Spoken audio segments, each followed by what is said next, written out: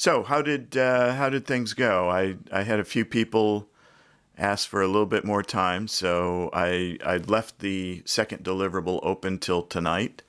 You'll lose a few points, but better that than not, than turning in something less than what you wanted to. So anyway, hopefully that all went well.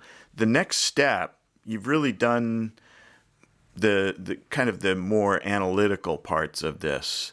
The next step is to use these tools that you've built and to start really figuring out, what is this company worth? I know you've got some models, you've got some valuations that give you some numbers, but what do those numbers mean? And by that, what I am implying is that just because we've got a number doesn't mean it's the right number. There are many flaws in the models that we use. Certainly, there are benefits to each too. If we look at the relative valuation models, where you're using something like PE or price to cash flow, the value of that is that gives us something related to the current market. So if the marketplace is relatively hot or cold, it is reflected in that relative valuation. The residual income model gives us more of a fundamentals approach, looking at the company itself, assuming that the market is efficiently pricing all firms at all times. And then we've got the DCF, which is what you did with the pro forma financial statement. And that's kind of a blend of both, actually, because in your terminal value, you're using a relative valuation. There, instead of PE, you're going to use that price to cash flow. But the other 5 years are more of a, earnings that the company has internally generated, and related more to the residual income model than they are to anything else. So that one is the one that most people put more confidence in. But even there, we have a problem, right? Because if a large part of your value is driven by the terminal value, that's 5 years out. It's using a relative model. We don't know if the multiples are going to remain the same over the 5-year window. We don't know if our estimates of cash flows are going to remain the same. So now is the time to start figuring out, what do I trust? What don't I trust?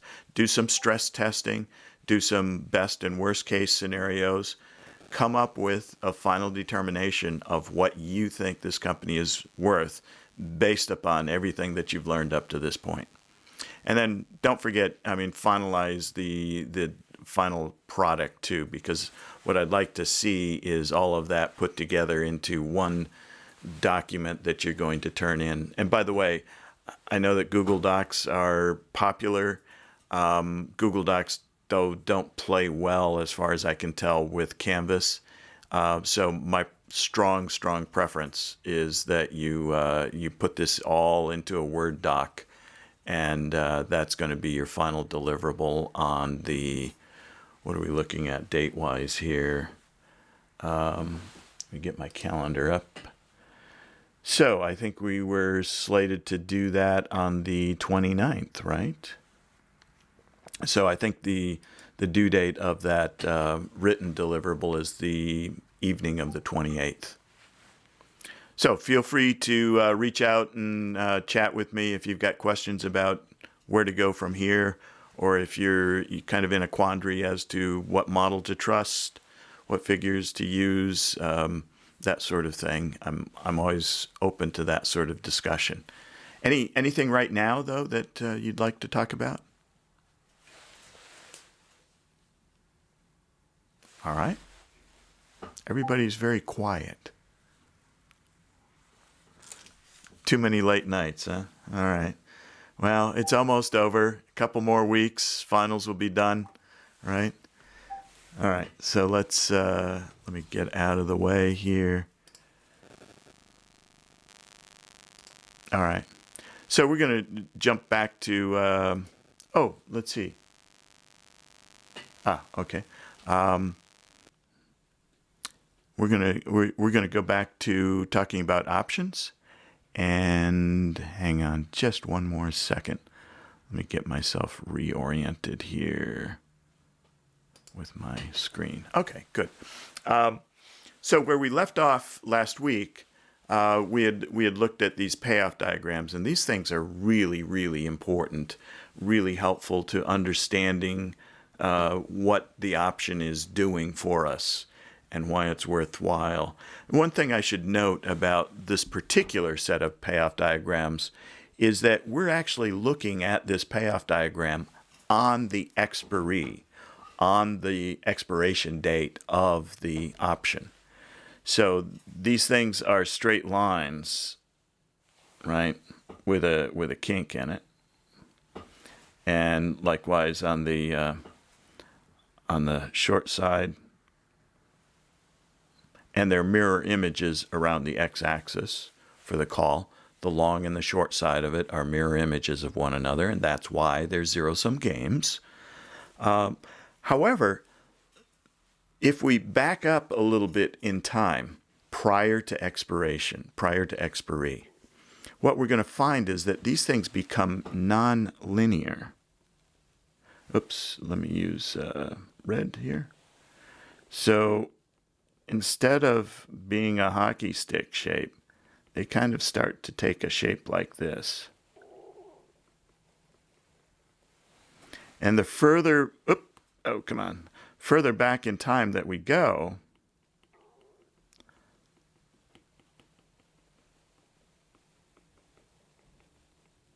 etc. So we can show this top line is the longest time to expiry. And then this next line down here is closer to expiry, and then this one is even closer yet, and then this linear, piecewise linear, is on expiry. So what we're going to find, though, and the reason I point this out to you is that the real sweet spot for these things and the most important part of an option are the situations when we are at or near the money.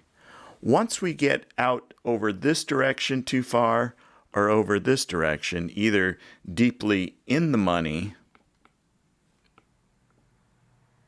or out of the money, these things become much less valuable to us. They don't do as much for us as they do when we're right here near the money. This is where all the action takes place. And that's what you'll see is when you look at option chains. And by the way, a chain is what we refer to as a series of options with different expiry and different exercise prices for the same underlying. So when we look at option chains that go back a long time or go back quite a bit in time, what we'll find is that most of the trading takes place at or near the money, and as the price of the stock changes, either up or down, trading in the options will follow it. So you see a lot of contracts that were open back when the price was at this level, and then as price moves away from that, the action moves to this new exercise price level. So we'll talk more about that and things like delta hedging. That comes out of actually chapter 16. But that delta hedging is also related to the fact that when we look at these payoffs, they become non-linear. And the most change, you can see how the slope obviously goes from this to this, but all of that change occurs right in this region, right? And that's the region that's going to give us the most bang for our buck. It's kind of the raison d'etre of these options, is that most other securities don't have these changes in slope like this. And then, of course, these are the put options, both the long and the short. And so this would be the long put. This would be the short put. In other words, this is the buyer, and this is the seller or the writer of the put. Okay. So, and something I skipped over, your book also digresses a bit or kind of goes off on a sidetrack a bit about CDSs or credit default swaps. And the reason that they do this is that CDSs are were very important in relation to the financial crisis. So let's back up a little bit, though, and learn a bit about what a CDS is, a credit default swap. This is a derivative. It's a type of, you can think of it as a type of put option. In fact, we all have versions of this when we buy insurance. So if you think of it as insurance on a car, you're driving your car around and you park it out in the front of my house here, which I actually did with my car. And all of a sudden, out of nowhere, no wind, no nothing, no warning, this huge tree branch falls down on the hood of the car and does a significant amount of damage. Well, had it done a little bit more damage, I could have they would have totaled the car, and I could have literally given the car back to the insurance company, and they would have paid me some previously agreed upon amount. So that's very much like a put option. So insurance is simply a put option on the underlying. So if I'm insuring a house and it burns to the ground, I give the insurance company back the house, the ashes from the house, and they give me a couple $100,000 or whatever we agreed upon in advance, the value of the house was. Now, a CDS is insurance on a different underlying, and that underlying happens to be fixed income assets or bonds. So we have these insurance contracts on bonds. In particular, it's junk bonds. And these junk bonds are extremely risky. And they're very risky because the companies that have issued them are extremely risky. And there's a really good chance that they're going to default on these things. That's why you get such high yields on junk bonds. Well, how do I offset some of that risk? Well, I could buy an insurance contract on that so that if they do default, that then I can get all of my money back through this insurance contract. Well, these things are called credit default swaps. So if the creditor defaults, I get my money back. Swap is just another way of saying some sort of forward or futures contract. But so the way these things work is that on a quarterly, semi-annual, maybe an annual basis, you pay some sort of premium. And over that period of time, you are insured against any default. And the specifics of that are laid out in the agreement in the contract itself. Now, here's the other interesting thing to think about with these CDSs and bonds. A couple of things, actually. One of them is that if I have hedged away all of the credit default risk in that bond, what's left? I'm getting these really high interest rates on these bonds because largely of credit default risk. If I insure against that, what sort of return would I expect to be getting?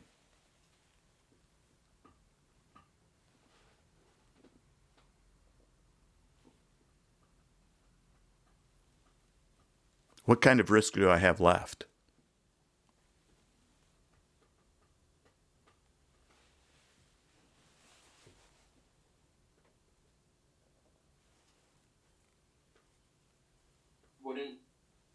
So since I guess you're getting a high amount of risk, the return would be pretty high. Right. So for the credit swap, default swap, so basically you're insuring whoever individual is under upon high financial risk. So I guess if they pay it back, then you get a higher interest rate. If that's how it works. Well, I do, but I'm paying a premium. So think of it as net. So I get some sort of interest payment.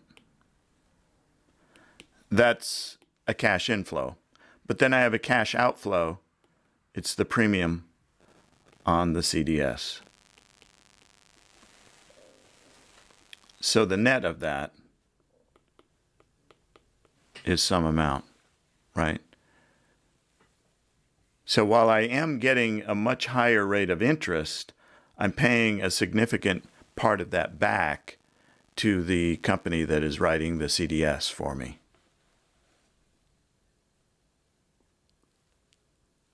So if I've gotten rid of go ahead. Oh, I was just like, so this is just like on total payment, right? Like on how much you have to pay. Yeah. It's an annual or quarterly, depending upon the contract. And it's usually stated in terms of basis points on the principal amount, right? So we can literally subtract those basis points from the interest rate that we were originally going to earn if we accepted all of the default risk on our own. What other risks are out there? I've got default risk. That's if somebody just stops paying me my coupons and doesn't pay back the principal. But what other risks are there, in particular with a bond? Would liquidity risk be relevant here? Well, it could be. That's not the one I was going for, but yeah, depending upon on the particular bond and how much activity there was, liquidity risk is definitely an element for sure. Could I find a willing seller or buyer on the other side, right, at any given time without taking a significant price cut? Yeah, good point. What else? There's one other big one too. Would it be credit risk? Credit risk is definitely there, but that's tied up with default risk, right? So if I've gotten rid of that, I really don't have to worry about the creditworthiness of my borrower. What if interest rates change? What's that called? Interest rate risk. Yeah, interest rate risk. So I'm left with really just interest rate risk, possibly some liquidity risk. The interesting thing, and this is, some think that this is part of what led to the financial crisis, is that if I look at my net cash flows after I've paid my premium for the CDS, in other words, after I've gotten rid of my default risk, I was still earning rates of return that are significantly higher than anywhere else I could lend my money. So if I were looking at the AAA bond market, I was getting much higher rates of return. Now, the AAA bond market, virtually no default risk. We're just left with interest rate risk and possibly some liquidity risk. I mean, bonds, there's always liquidity risk in general, varies from firm to firm. But bonds aren't near as liquid as, say, stocks, right?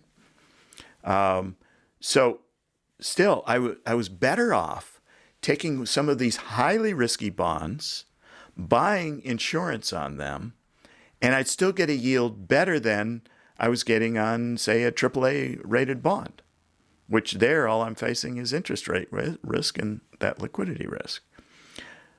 So what was happening here was that effectively these premiums, they were being underpriced by the issuers of the CDSs. Because the way they viewed these CDSs was that any one of them defaults, any one of these high-risk companies that's issued some junk bonds defaults, not a big deal. We can pay that out. It's not bad. In other words, they made the assumption, and you've seen this already once or twice actually before, they made the assumption that these defaults were IID, independent and identically distributed. Bring it up because this is an important assumption that is often violated in the real world, but it's embedded in many of our models. And so and what do I mean by violated in the real world? Well, the fact that one of these high-risk companies defaults or declares bankruptcy is definitely related to the others, right? In fact, we saw that back in 2007, 2008, is that it's sort of like dominoes. You knock one down, and the ones behind it all start to fall as well. So these things are not IID. So they were underpricing these things, grossly underpricing them. I think there was also some hubris related to that too. AIG looked at this as pure income stream. They said, what are the chances of the whole market going down and collapsing? I'm just going to write these things like crazy.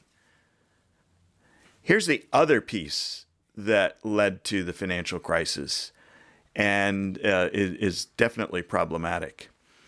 And let me use the home insurance as an example. If you wanted to buy insurance on somebody else's house, say somebody that you weren't really happy with anymore, and you go to your insurance company and say, hey, I want to buy insurance on this house over at 123 Eaton Road. And your agent goes, well, do you own the property? No, I just want to buy insurance on it. Oh, okay.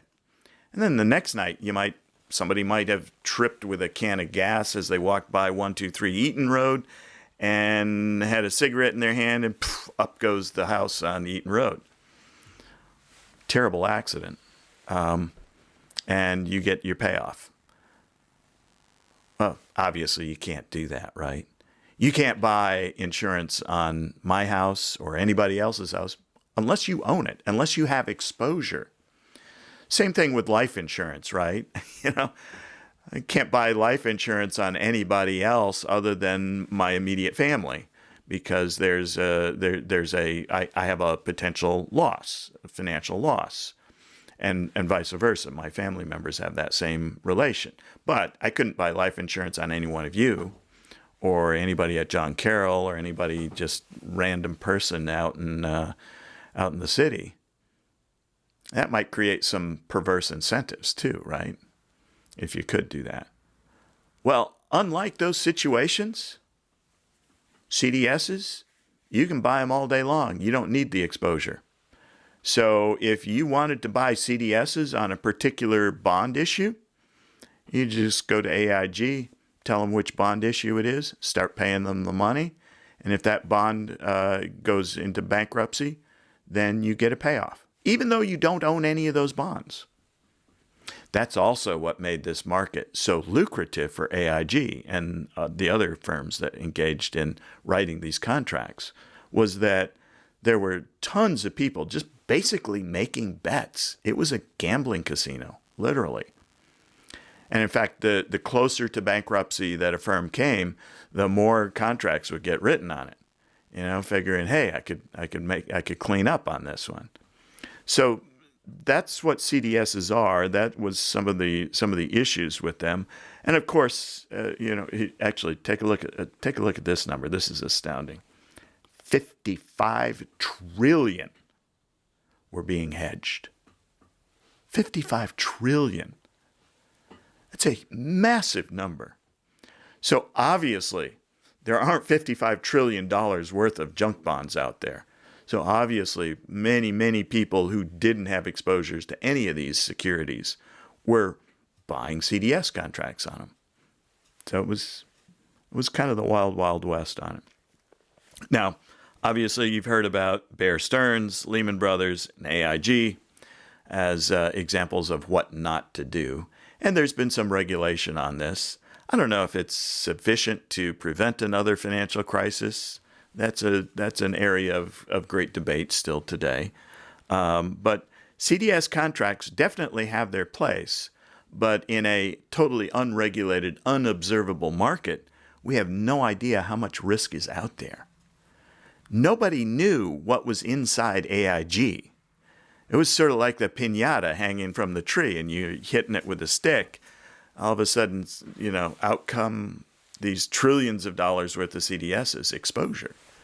And that's why AIG had to be taken over and carefully closed down in order to prevent even more dominoes from falling.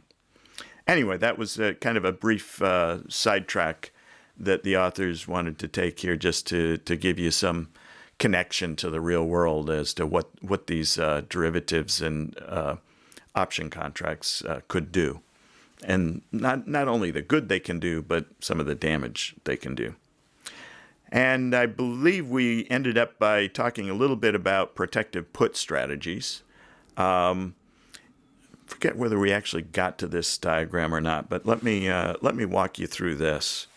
Again, these payoff diagrams are extremely useful tools to understand the payoffs that we might face in a particular combination. So here what I'm doing is we have an underlying exposure, and that's represented by this blue line. So we bought a stock, and we bought it at this price, whatever that is. All right. So, and this x-axis is the price of the underlying. So as the stock price goes up, we have gains. As the stock price goes down, we have losses. And for every dollar down, we have a dollar loss. For every dollar up, we have a dollar gain. And that's why this thing is at a 45-degree slope. And is linear throughout its entire span across all stock prices. Okay, so that's our underlying exposure. Now, if we were concerned about a particular stock, and we were concerned that it might decline in price, and yet we're still bullish on that stock for the long run, we just think there's a period of risk, maybe 3 months or 6 months or some short period of time over which this stock might have some downward pressure on it. And we want to lay off that risk to somebody else. One way of doing that without selling the stock and then rebuying it, I could certainly do that, but I don't know exactly how long this period is. I don't even know if it's a real risk that is going to be realized or not. I know it's a real risk. I just don't know whether that risk is actually going to be realized. So I really don't want to sell it. What else can I do? Well, I could buy a protective put. And the put is over here in the reddish color. So here is my put. And I bought it with an exercise price equal to the price at which I purchased the stock. It's not necessary that that's the case. In fact, I'll show you a diagram on the next slide where that is not the case. And it'll make a lot more sense as to why we actually want to execute one of these strategies. So I have this underlying stock position, and I have purchased a put with, say, and a 6-month expiry on it. 6 months to expiry on it. So what does that look like? What do those two positions, when I combine them, what do they look like together? And the answer is they look like this green line right here.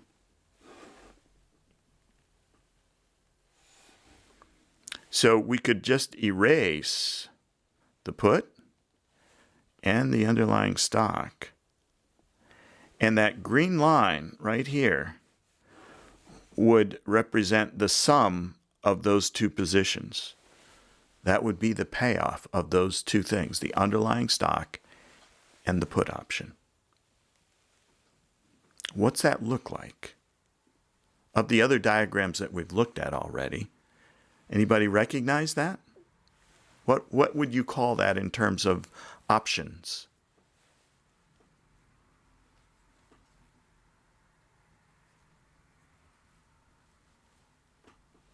You just need to give me two pieces of information. One, is it long or short? And two, is it a call or a put? Short call, Paul? Here's a short call. I don't think that's it. But it is a call, isn't it? Yep. Here's the long call. Flat to the left of the exercise price, horizontal rather, to the left, upward sloping to the right. That's exactly what we have here, isn't it? Horizontal to the left, upward sloping to the right. So it looks exactly like a call option, a long call. Now, first let me show you how exactly we get to that. So how do we get this line? One of the easy things to do is to look at the breakpoints, and by breakpoints I mean where it goes from horizontal to upward sloping or downward sloping, what have you. So we've got this breakpoint right in the middle. And if I were to look at the loss or gain on the stock itself, that would be zero because that's the purchase price that's the price we paid to buy it. So if the stock price finished at that point, we would have made nothing on the stock position, but on the other hand, we also would have lost nothing. And then we would have paid a premium on the put, and that's right there. So the net is right here. Now, let's go over somewhere else. So let's say usually also where they cross, where the two cross is another good point to look at. So I could look here. So they have an equal loss right there. So basically the net loss between the two is just double that. So I've got another point. And then I could go even a little bit further this way. And so where I gain $1 on this, I lose $1 on this. So basically, and that holds true, gain $1, lose $1, gain $1, lose it, that holds true all the way out. So for every $1 I gain here, I'm losing $1 here. So actually, that tells me that these two dots represent a horizontal line that runs all the way back to zero stock price. So I've got that part. Now I know that there's a good likelihood that the line slope is going to change to the right of the exercise price. And the reason I know that is that to the right, I've got the stock continues its upward slope. But to the right, the put goes from downward sloping to horizontal. So what's going to happen there? Well, for every $1 to the right, I gain $1 on the stock, and I lose nothing more on the put. Gain another $1 on the stock, lose nothing more on the put.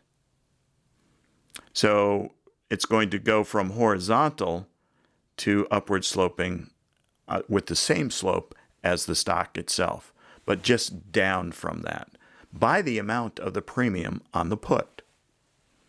So that's how I actually construct that line. I could actually make a table and look at various stock prices. Okay, so I've got, start with 20, 25, 30, 35, and then I would look at the stock itself, whether I have a gain or a loss, depending upon where I bought it. So if I bought it at 30, I would have 0. If it finished at 30, I'd have a loss of 5. I'd have a loss of 10. Here I'd have a gain of 5, and so on. And then I could I could add to that column another one that I would show my gain or loss on the put contract. And in the case of the put, I would have at 30, I would have paid the premium, and let's just say that's $1, just to keep the math simple. And if it goes down to 25, I make $5 on that, but I still paid out that premium, so I have a gain of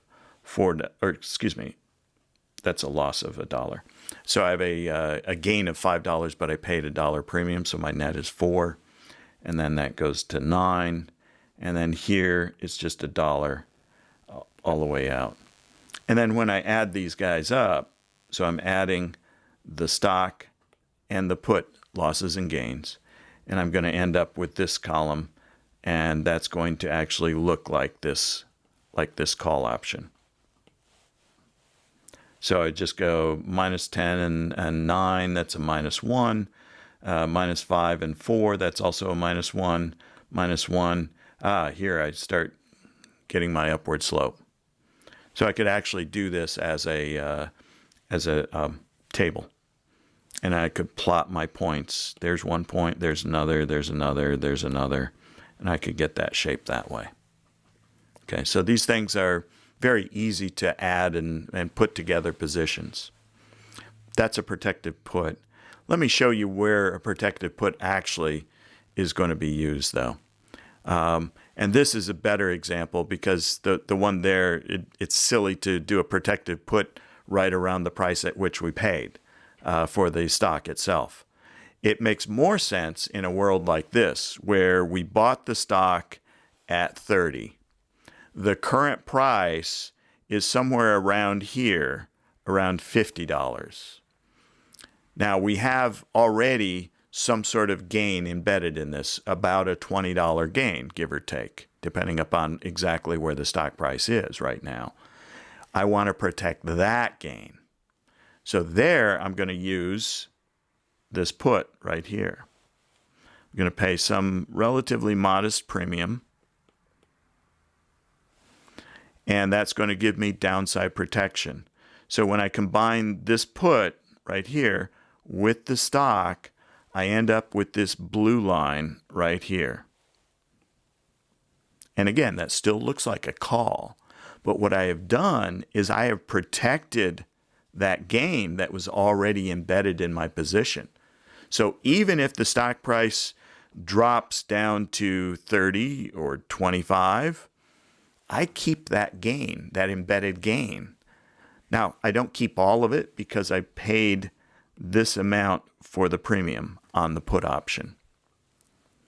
And that put option has a limited life as well. And that's why I say this sort of hedge is good for something that is a temporary risk for the stock that I'm holding.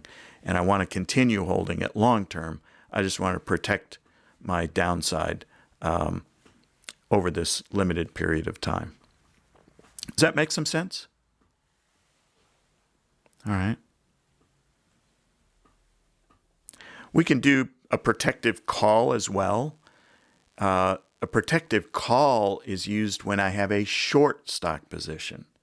So you notice here is my short stock. So again, it's at a 45, but it's got a downward slope to the right. And that's because as price goes up, I lose. As price goes down, I gain. So it's exactly the opposite of the long position. And then to protect that, what I would do is I would buy a call. So here's my call. That blue line is my call. The combination of the call and the short stock position give me the green line.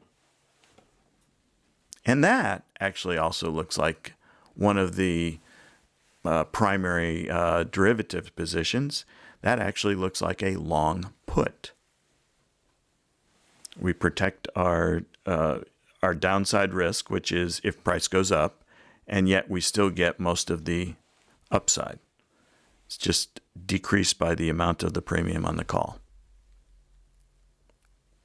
So the interesting thing here is that what I'm trying to prove to you is that I can combine these things together and I can get one of the other things.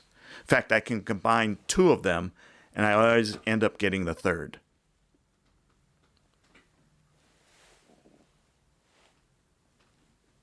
And I would say let's hold that thought for a moment because we've got a couple of other things to talk about. But that thought that by combining either the stock and or one of the call or the put, I get the third thing. So I could take a call and a put and I could get a stock out of it. I could take a call and the stock and get the put. I could take the put and the stock and get the call. Those things are going to help us come up with a very important relation in derivatives, and in particular in options, and it's called put-call parity. Before we get there, let's talk a little bit also about other things we can do with these options. So we've got covered calls as well. Not unlike a protective put or a protective call, a covered call is when I write a call option. If I own the underlying stock, I've protected my downside risk on the call option. So what's my risk on a call option if I write it? Well, let's go back here for a minute. Here's my call. That's writing a call, that blue line. Now, obviously, here, let me just clear off all these markings. So here it is with the premium. So my upside on writing a call is simply that I get to keep the premium. My downside is theoretically unlimited.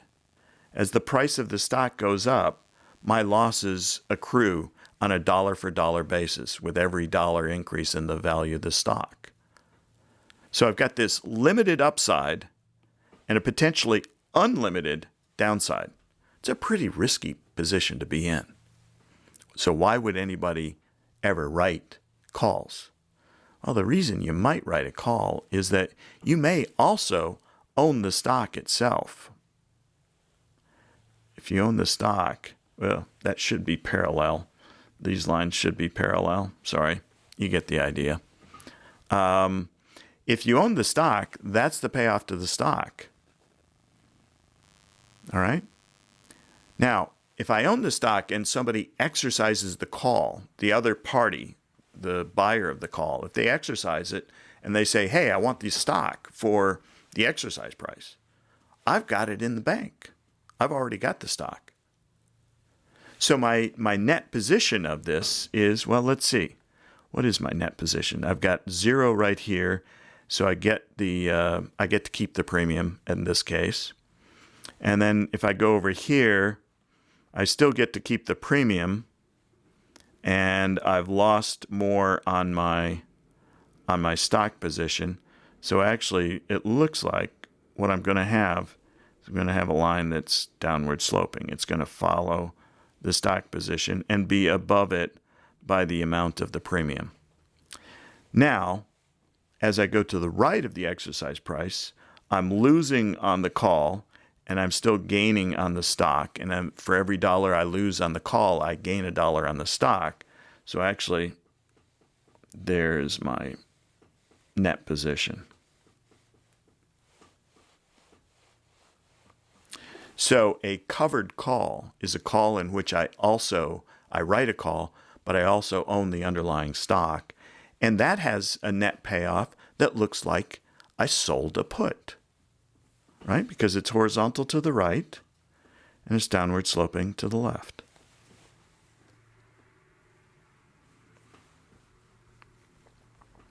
All right.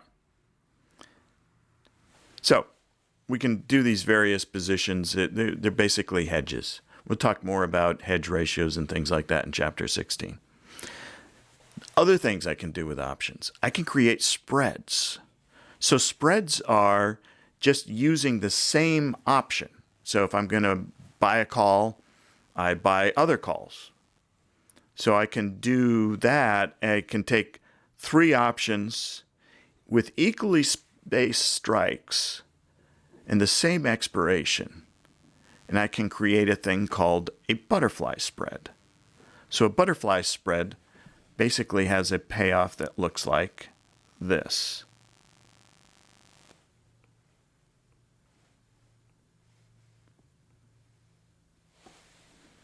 So, come back here.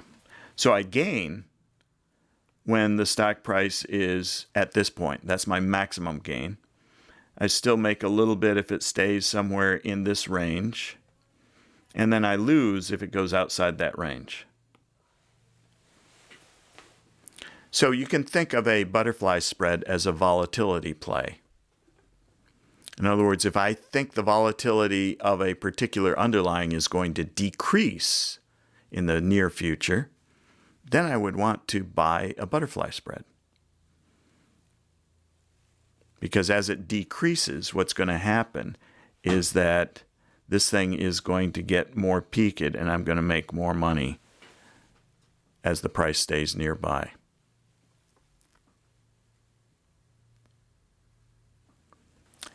If I think volatility is going to increase, I don't want to buy a butterfly spread, but I do want to sell a butterfly spread because by selling a butterfly spread, I get the inversion, the inverted version of that, and it looks like that. I lose money if it stays near the current stock price, and I gain money if it goes either to the left or to the right. I don't care. I'm indifferent. That's why it's a volatility spread, or rather a volatility play. It is a butterfly spread, though. Okay, so that's just one example of a spread. That was all done with call options. Actually, 4 call options I need to create that. 2 are long and 2 are short. 2 are long, 2 are short. Okay. Yet a third thing I can do with options is I can combine some calls with some puts. And I can get these things called, surprisingly enough, combinations.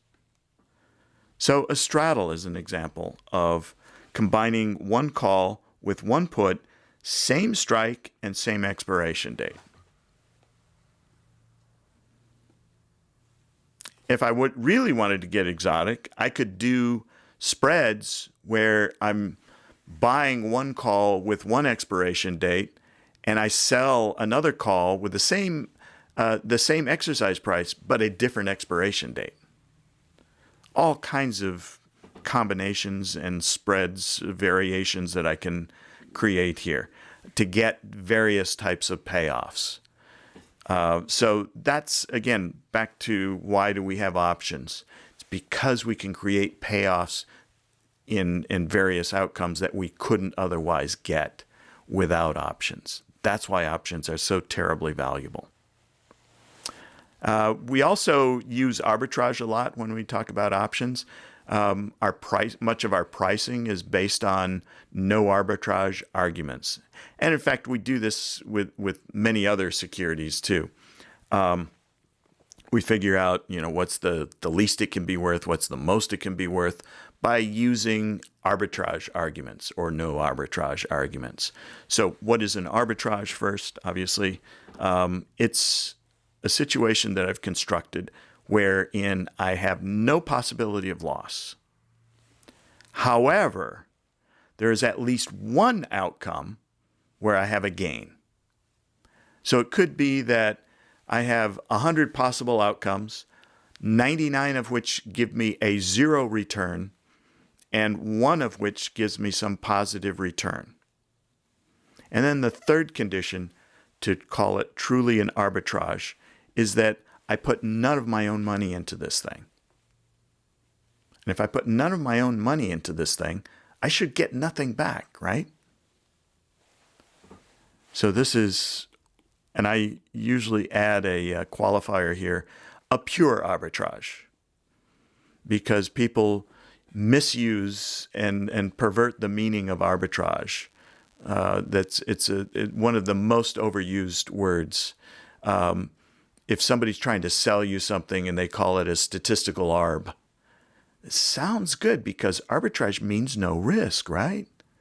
But when you put the word statistical in front of it, what it means is that I'm taking some sort of estimated risk. Well, that's not really an arb then, is it? It's risky.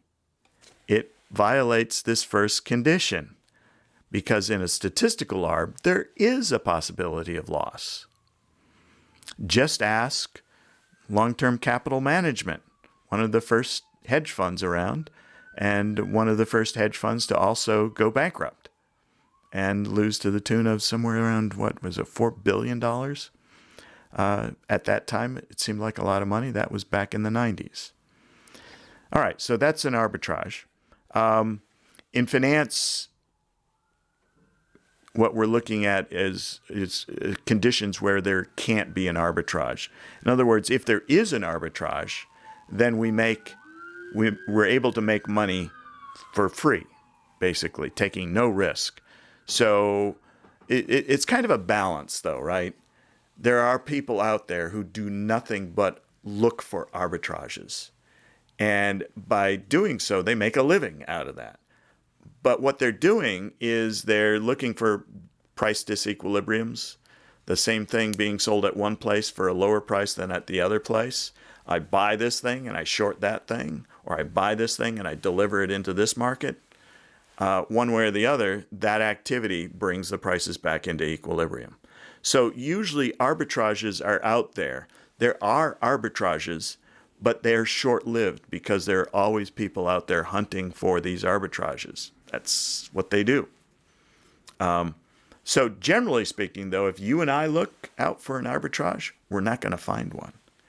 The other thing about these arbitrageurs is they're usually the low-cost transactors.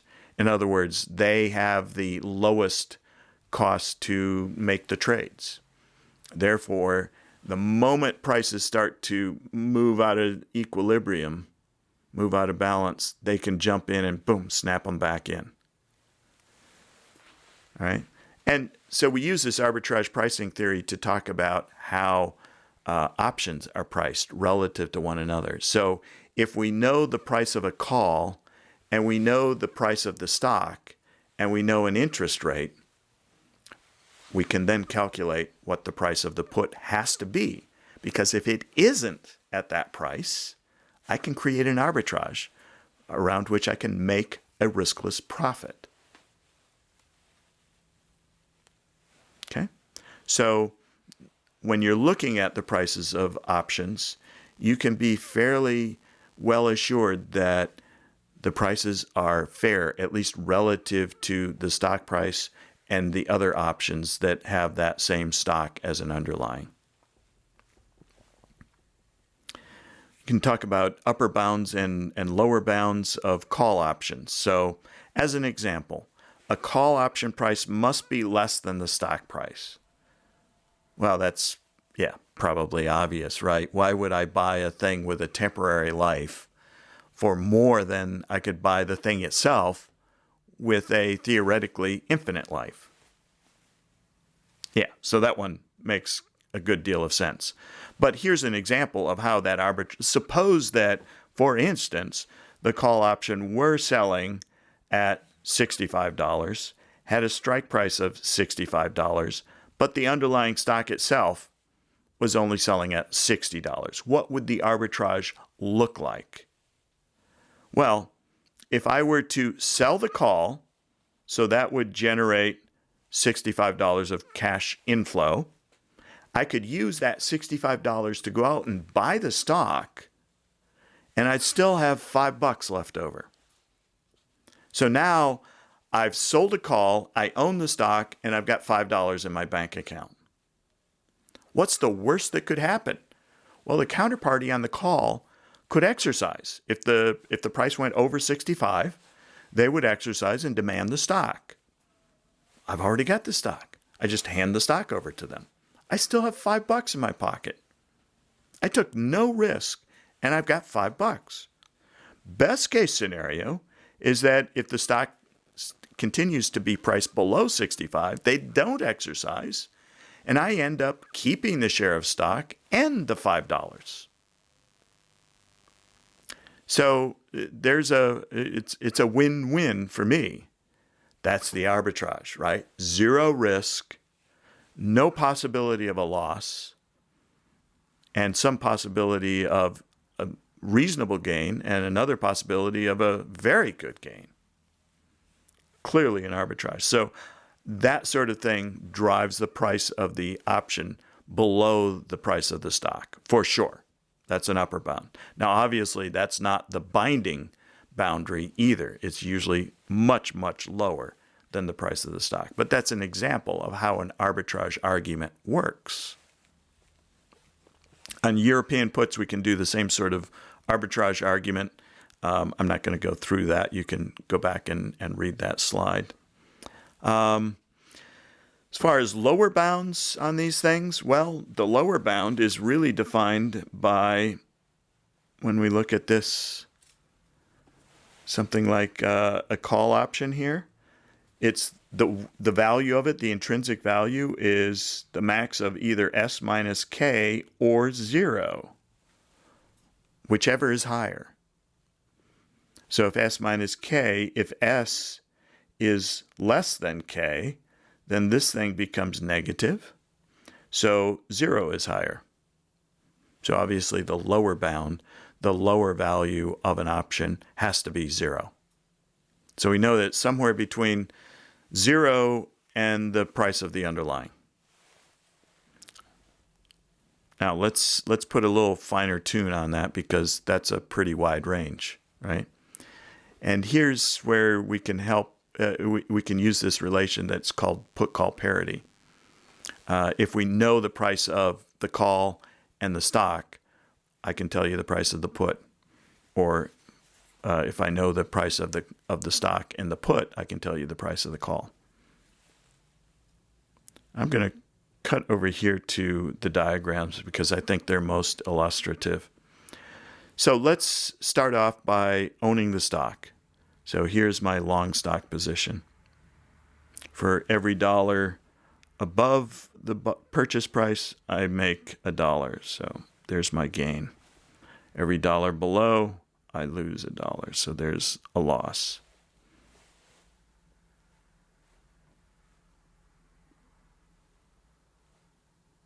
Now, let's combine a few things here. So we've got the long call. We've got a bond. Now I'm introducing a fourth element here. And the bond is important. You'll see why in just a minute. But bear with me, because the bond really doesn't change the dynamics of anything. It simply shifts the graphs up or down. So this particular bond, we're earning the interest rate. And so this represents the interest that we earn on the bond.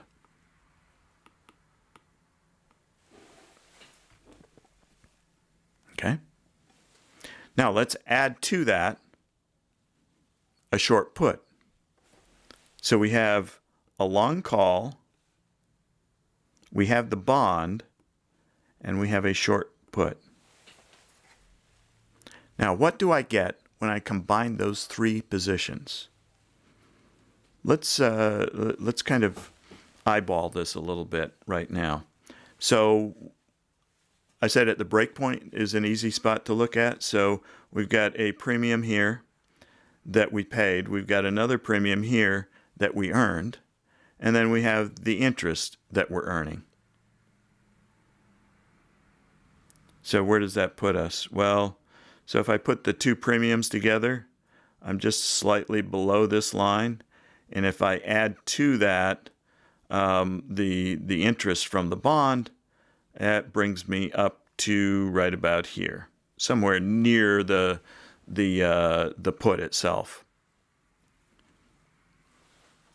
Now, if I go over here where they cross, so this, I have a gain here. I double that gain. So there is that. And then I still have the bond. So that puts me up here. So that spot and that spot. And then I could go over here where these two cross. I know that that's double that loss. But then I'm going to add back the gain on the bond. So that's going to move me back up to right about here. So now I've got 3 points. I can draw a line. Let me clear off the my mark so I can show you. Here's the net. This blue line. What's that look like? It's the stock. I used a call, a put, and a bond, and I created the exact same payoff as the stock. Now, if these things were mispriced just a little bit, what would I do? Well, if I could create a synthetic stock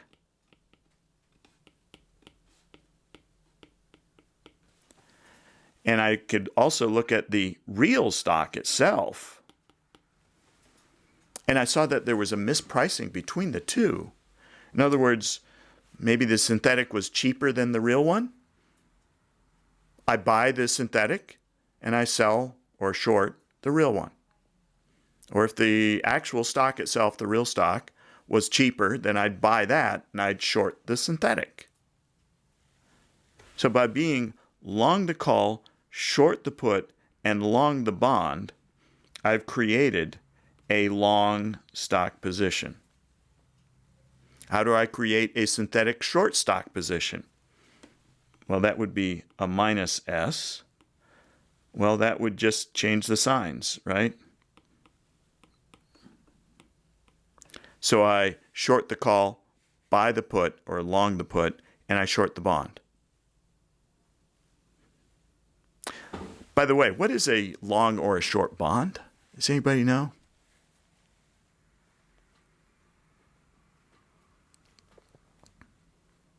What am I buying and selling here?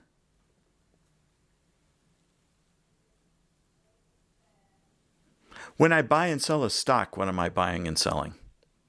Back in the days before we had computers, what would I buy and sell if I bought a stock? You'd be buying paper, but that's a share of the company. Yeah. So I'm buying a stock certificate effectively, which grants me, it's a contract that grants me the right to a certain proportion of the earnings of that company. Here, I could think about buying or selling the bond itself, the contract. So if I am buying a bond, that contract is coming to me. The counterflow has to be cash. So a long bond is like lending. So when I lend cash, I receive interest. That's why when we were up here looking at this bond, you'll notice that that was a positive K. And you'll also notice that we were receiving interest because that was a profit to us. That was a gain. This is gain. These are losses. So whenever you're thinking about long or short bonds, a long bond is buying that contract, buying the agreement. That means I have lent the money. If I have sold the bond, the counterflow is money coming back to me. Bond going away, money coming back. So I'm borrowing. So in that case, I would be paying interest. But remember, interest is something I pay irregardless, or rather I should say regardless of the stock price. So that's why it's a horizontal line on this graph. I'm going to pay it whether the stock price is at 50, 100, or 0. Doesn't matter. So that's why that particular line is horizontal. And in terms of the bond, we're only looking at the interest. Now, why do we bring the bond into this whole mess? Well, that's because we've got cash flows we've got to deal with. If our particular position is generating cash, we've got to do something with that cash. So we're going to lend it. If the position we create requires cash, we're going to have to borrow that cash. Because remember, for an arbitrage to work, we can't have any of our own money involved. It has to be somebody else's money. Okay? So that's just a little deviation to help you understand long and short bonds, if you will. But this is a very powerful result because when I've shown you a covered call. I didn't want that in there. Sorry. Protected puts. How did all this mess get in here? I thought that's not, sorry. My apologies. I wanted to go the other way.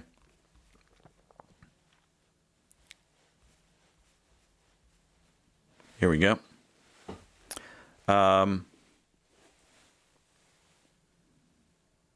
Let's see. I need to add back in. Okay. Yeah, there we go. So to put it in equation form, what I can say is that a long call and a short put should have an equal payoff to the long stock and the short bond. K is the amount of the bond, or rather it's the face value of the bond, and I buy it as a discount instrument. That's why I'm dividing this by 1 plus R, which is my interest rate for T periods. So I'm discounting that back, so it's a discount bond. So I'm paying the discounted value of it. At expiry, it generates K dollars.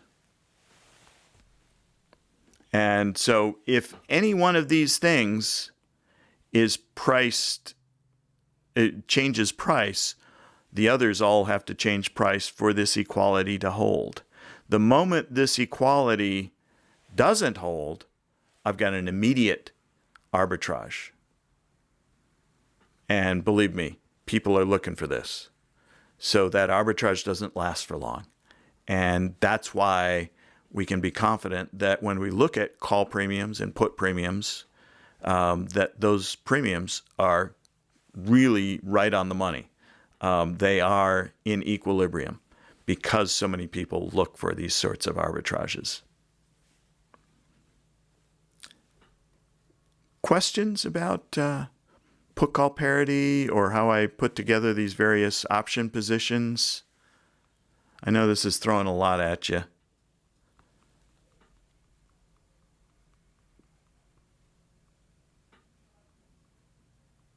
Nothing? Everybody got it? You could draw these things if I asked you to? All right.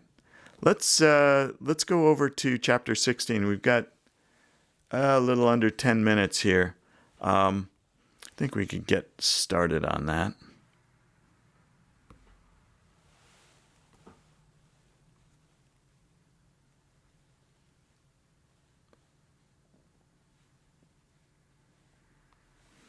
All right, so we're going to pick up. We're going to pick up on this where we left off in chapter 15, which is the idea of this put-call parity. So if we knew the price of one thing, so if we know the price of the put, we could use that to calculate the price of the call. Or if we knew the price of the call, we could use that to calculate the price of the put. The problem is that we'd like to know the value of the call before expiration and without actually knowing the price of the put. How do we deal with that? And this was a major impediment on options being widely traded and widely issued prior to what we now know as the Black-Scholes option pricing formula. And this chapter really leads us through how did Fisher Black and Myron Scholes actually come up with this model. And the brief background on it is that it really is a model that comes out of physics. And also explains why so many physicists end up being financial economists and analysts and quants. Not only do they have the math background, but some of the models actually overlap. So it's the heat transfer equation. So if you think, if you've ever, put a frying pan on a stove, right, and turn on the burner, and the frying pan starts to heat up, but you can still touch the handle, and if it's a metal handle, it's still cool to the touch, at least for a while. But eventually the heat starts migrating up the handle, and at some point, if it's not a well-designed pot, you're going to end up burning yourself just touching the handle. You need a hot pad for that. So what this heat transfer equation does is it models how heat moves through matter. And once you see the binomial option pricing model, which we'll get to in this chapter, you'll actually have some sense of keep that heat transfer in the back of your head when you're looking at this binomial option pricing model, because it looks a lot like that. You can kind of just envision the heat traveling from the expiry back to today when we try to estimate the value of the option. But that's the brief background on the Black-Scholes option pricing model. Now let's actually walk through some examples here. So suppose we want to know the price of a call option. It has 1 year to maturity, $110 exercise price. The current stock price is 108, and the risk-free rate is 10%. And we know that the stock price will be either 130 or 115 1 year from now. So we're really putting some very tight bounds on the real world. But we do this so that we can, once we've understood it in these very constrained situations, then we start generalizing and relaxing these assumptions. So even though this seems absurdly useless right at this point, it helps us to figure out the basic concepts, and then we can relax the assumptions and expand to a more realistic looking world. So don't let this 130 and 115 throw you off. Okay, so if the stock price in 1 year, it's still uncertain because we don't know whether it'll be 130 or 115. But if it is 130, our call will be worth $20. The intrinsic value, remember, it's S minus K. 130 minus the exercise price. All right? If the stock price ends up being 115, the option will be worth $5. So the good news is that in this very rarefied construct that I have created, or the authors have created here, the call option is always going to finish in the money. And a put option will always finish out of the money. This is the trick here, right? So what's the put option going to be worth today? If we know in this world that it always finishes out of the money, or i.e. an intrinsic value of 0, the put option can be worth nothing other than 0, right? That helps us with our little equation here, right? Because we can say, well, we know that put-call parity holds or should hold. So we have a call, we have a put, we have the stock price, and we have our bond. And so if the put is worth 0, that goes away. And then we have $108. We have our exercise price, and we have our interest rate for 1 period.